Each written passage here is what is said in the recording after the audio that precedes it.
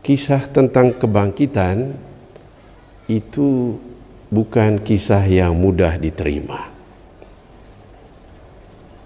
Para rasul sudah mendengar apa yang diceritakan oleh perempuan-perempuan yang pagi-pagi buta pergi ke makam Yesus, juga sudah melihat kubur kosong, juga mendengar cerita dari dua murid ke Emmaus. Tetapi semua cerita itu bukan suatu yang sangat mudah diterima dan diamini. Tetap ada suatu keraguan, ada kebimbangan dan pertanyaan, benarkah tidak semuanya ini? Dan kisah Injil hari ini mulai justru dari kisah tentang keraguan itu. Dan lalu ada kisah selanjutnya kehadiran Yesus sampai pada pesan-pesan yang disampaikan pada mereka. Dan Lukas melalui narasi dalam perikop Injil yang kita dengar hari ini sebetulnya mau menunjukkan beberapa dimensi penting dari iman kekristenan kita ini. Dimensi paling pertama, iman itu adalah suatu lompatan yang melampaui akal budi. Dan karena itu hakikatnya maka iman itu adalah suatu kepastian dalam keraguan. Bukan karena semuanya sudah jelas. Istilah lainnya suatu penyerahan diri kepada misteri. Atau Romo Chen dalam postingan pagi ini mengatakan iman itu adalah suatu kebangkitan yang tetap merangkul kematian. Suatu kemenangan dengan luka-luka. Jadi bukan kemenangan baik, tapi kemenangan yang membawa serta dalam dirinya luka-luka, suatu kebangkitan yang membawa dalam dirinya kematian itu sendiri. Dan inilah iman. Keraguan sudah menjadi bagian dari hakikatnya. Maka kalau saudara-saudari sudah berjalan sekian tahun ini masih ragu-ragu, saudara-saudari tidak sendiri. Juga ketika kita sudah ada bersama 4 hari dan ahli liturgi tetap ada keraguan, itu artinya Anda tetap di jalan yang benar. Kalau mengatakan oh semuanya beres, itu yang justru harus diragukan. Dan kalau membawa serta dalam diri misteri itu, nah itulah sebetulnya iman. Dimensi paling pertama itu adalah lompatan yang melampaui akal budi. Dan Lukas lalu menunjukkan juga dimensi yang lain, bahwa iman itu adalah rahmat. Tanpa campur tangan Allah, tanpa penyataan diri Allah sendiri, tanpa inisiatif dari Allah sendiri yang memanggil kita, menarik kita, mendorong kita, menerangi kita untuk beriman, iman tidak akan terjadi. Dan inilah sebetulnya kisah lanjutan dari penginjil Lukas ini. Ketika para murid itu dalam kebingungan, keraguan, ketakutan, Yesus kemudian berinisiatif untuk hadir di tengah mereka. Tidak hanya hadir secara rohani, ya hadir sungguh secara fisik, membawa luka-lukanya. Inilah aku, ya, peganglah, ya, lihatlah. Dan bahkan dia minta, karena mereka bilang ini hantu jangan-jangan, ya, ambil makanan, ada padamu, dan lalu dia makan depan mereka.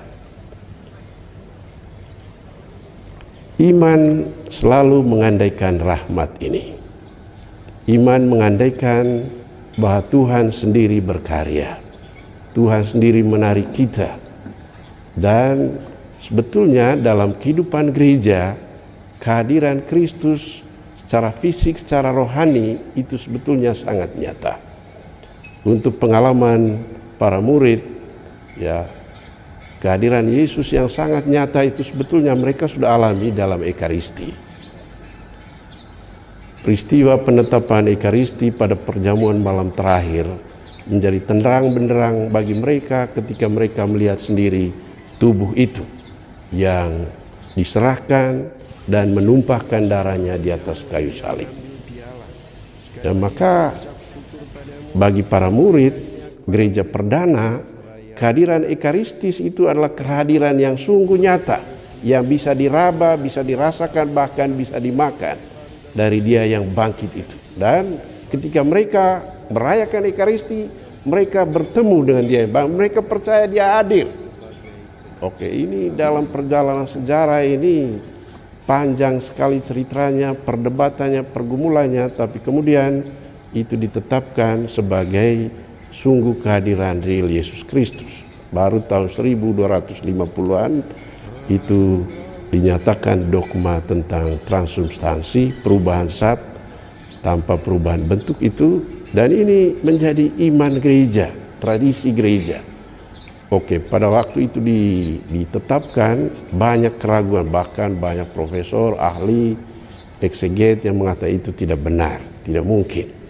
Nah, cerita yang terkenal berkaitan dengan keraguan itu seorang imam dari Jerman, dia bilang, bagaimana itu dia hadir nyata transubstansi, dan dia lalu mau mengadakan perjalanan ke Roma, mau mengatakan pada Paus bahwa itu tidak benar. Tapi sampai di Bolseno, di Italia Utara, dia singgah di satu biara, di satu gereja, Santa Caterina namanya. Dia merayakan Ekaristi, dan apa yang terjadi, rupanya keraguan itu kuat sekali, dan ketika dia diminta merayakan Ekaristi, betul dia menolak. Apa itu omong kosong, saya tidak mau. Tapi ya karena biara suster minta dia di situ untuk merayakan, dia merayakan. Dan begitu dia merayakan, terjadilah hosti itu menjadi hosti itu menjadi gumpalan daging, lalu anggur itu menjadi darah dan tumpah keluar bahkan di atas altar dan di panti imam. Dan dia lalu membawa itu ke Orvieto namanya, ya. Di situ tempat tinggal Paus dulu, Urbanus keempat, dan menunjukkan itu. Dan Paus kemudian melihat peristiwa itu sebagai ya semacam pengalaman iman yang membuktikan penetapan dogma transubstansi itu, dan lalu menetapkan itu hari raya tubuh dan darah Kristus dalam gereja akan kita rayakan minggu sudah ini. Dan Thomas Aquinas kemudian yang juga dipercaya untuk meneliti itu, lalu mengarang lagu yang sampai sekarang sangat indah itu, Sakramen Seagung Ini. Dan juga kehadiran Yesus terutama, ya, penyataan diri Yesus terutama melalui kitab suci. Tadi dia membuka pikiran para murid supaya mereka mengerti kitab suci. Nah, kadang-kadang sebetulnya di hadapan kita tersedia penyataan diri Allah, tapi seringkali kita abaikan. Dan kita mulai menggali hari-hari ini kekayaan makna kitab suci. Dan yang paling penting sebetulnya dari narasi Injil hari ini, bagaimana kita membaca kitab suci secara spiritual dalam tuntunan Roh Kudus. Dan ini penting sekali karena sebetulnya kenyataan, hakikat, kealahan dari Tuhan yang kita imani, terutama peristiwa kebangkitannya, secara sangat kaya disampaikan pada kita, terutama melalui kitab suci. Maka penting sekali. Nah, yang penting juga ialah bahwa inisiatif Allah itu, penyataan diri Allah itu terutama nyata dalam shalom, damai. Ketika tadi dia ada di tengah para murid, pernyataan pertama yang langsung dia katakan adalah shalom, damai sejahtera bagimu. Nah, dalam versi Yohanes, aku memberikan damai sejahtera padamu, damai yang tidak diberikan dunia kepadamu. Mau bedakan, ada damai yang datang dari Kristus, tapi ada juga damai datang dari dunia. Ya, damai yang datang dari dunia itu selalu ada perandainya. Saya damai kalau tidak ada musuh. Kalau ada musuh, bukan damai itu namanya. Saya damai kalau tidak ada persoalan. Hidup damai itu kalau semua enteng-enteng, tidak ada persoalan. Saya damai kalau semua sudah terjamin. Semua tercukupi, makan ada, pakaian ada, semua terjamin. Tapi itu damai yang juga bisa hilang dan bisa sebentar ada, sebentar tidak ada. Damai dari Tuhan bukan damai seperti itu.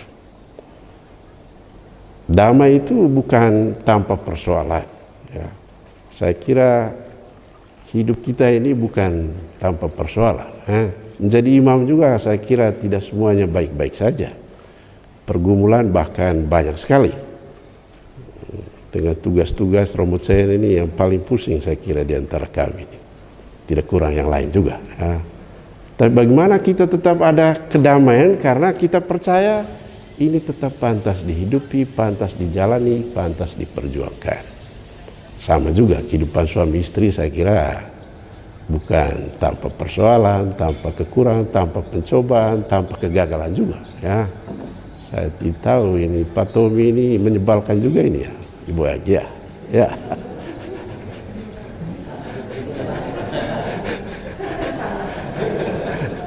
Menyebalkan juga ya, tapi walaupun menyebalkan ada damai dan ada keyakinan ini pasanganku dan hidup berdua dengannya pantas saya jalani dan ada pengharapan masa depan bersama dia, suatu yang tetap perlu dikejar, diharapkan, diimpikan. Ya, saya kira sama Hesti juga. Ya, kalau tidak ada persoalan dan ketenangan dalam persoalan, ya itu justru hati-hati. Termasuk yang belum ini.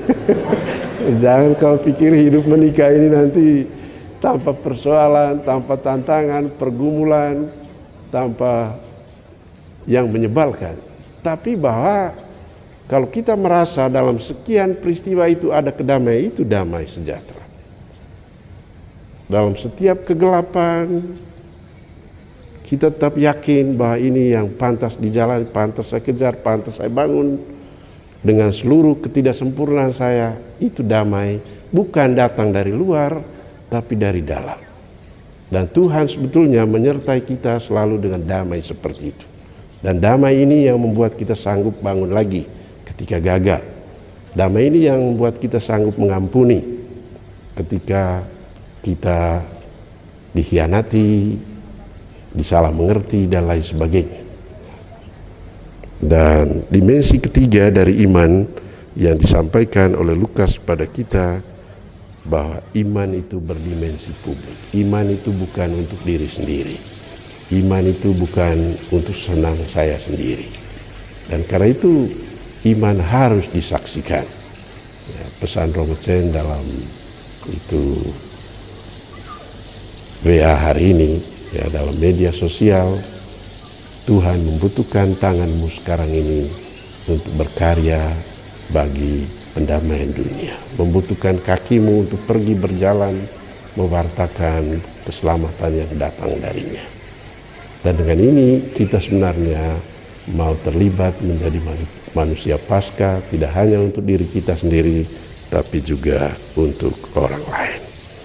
Mari kita meminta Tuhan terus membantu kita bertumbuh dalam iman dan mewartakan iman itu pada semua orang. Amin.